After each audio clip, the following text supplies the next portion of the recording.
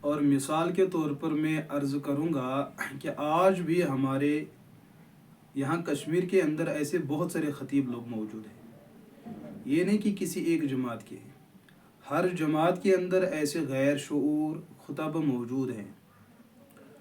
ہم تو یہ نہیں کہیں گے کہ ان کو پیٹ کا مسئلہ ہو، ہم نے حسن ظن ہی رکھنا چاہیے، لیکن اپنا وقت اور قوم کا وقت ضائع کرنے کے لیے قوم کے دماغوں کے اندر ایسے مشکوک واقعات ڈالے جاتے ہیں کہ قوم ٹریک سے اتر جاتے ہیں۔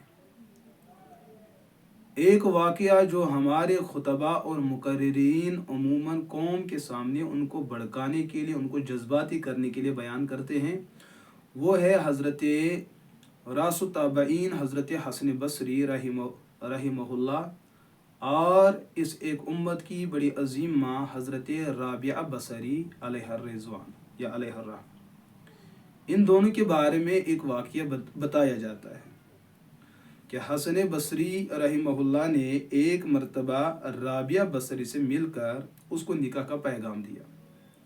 حالانکہ یہ بات تو فقہ کی کتابوں میں پہلے لکھی گئی ہے کہ براہ راست عام لوگوں کے لیے کسی عورت کو نکاح کا پیغام دینا مکروہ ہے، ناجائز عمل ہے۔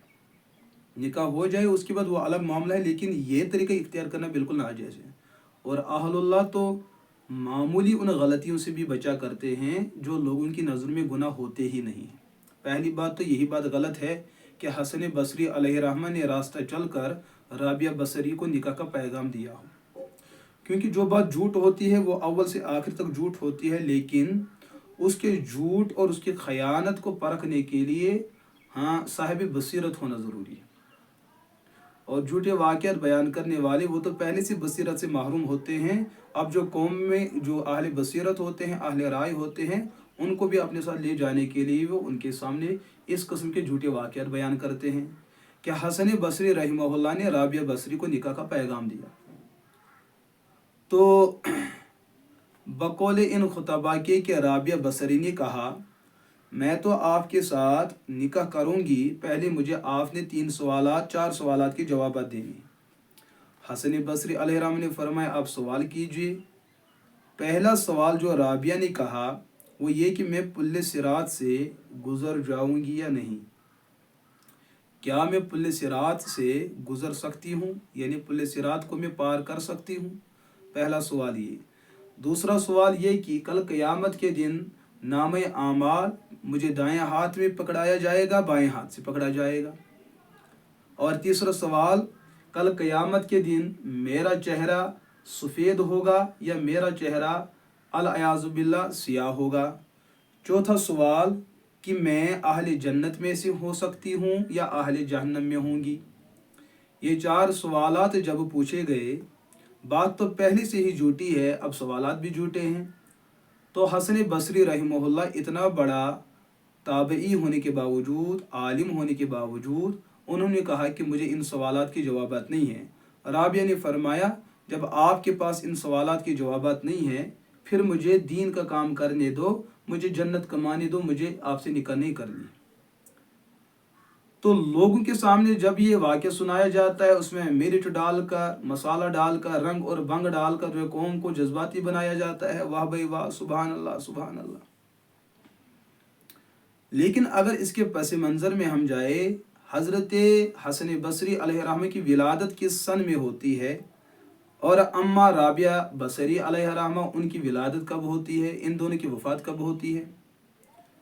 جن لوگوں نے افراد پر اور رجال پر ان کی سوانح زندگی کو لکھا ہے، ان کتابوں کو اسماء الرجال کے نام سے جانا جاتا ہے، کتب رجال۔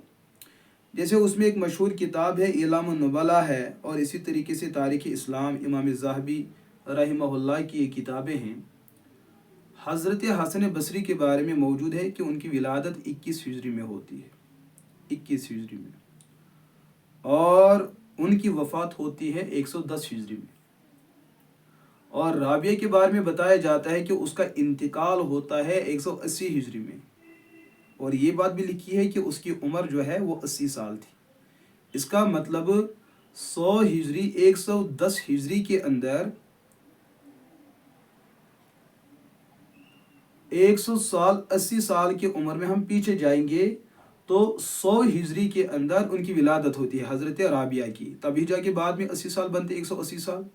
तो अगर उनकी विलादत 100 हिजरी में होती है और वफ़ात 180 में, हसन बसरी की वफ़ात होती है 110 हिजरी में, तो पता चला हज़रत राबिया बसरी का हसन बसरी की वफ़ात के वक़्त उनकी उम्र जो होगी 10 साल में।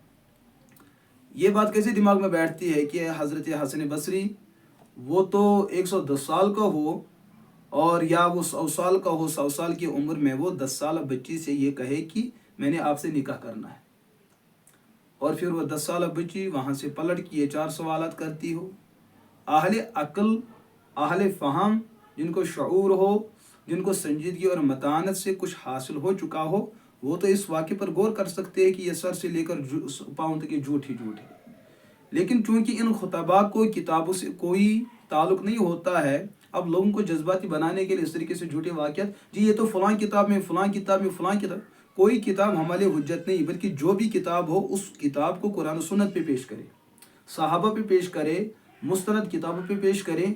अगर वो किताब उन मुस्तनद किताबों से उनकी उस किताब की तायद होती है, अच्छी बात है।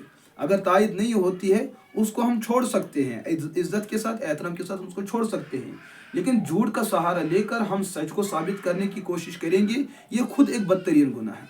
लिहाजा इन जैसे झूठे वाक़यात से इज्तनाब करना खुतबा की बहुत ही अहम जिम्मेदारी है, और साथ में उससे बढ़कर जो है कौम की बड़ी जिम्मेदारी है।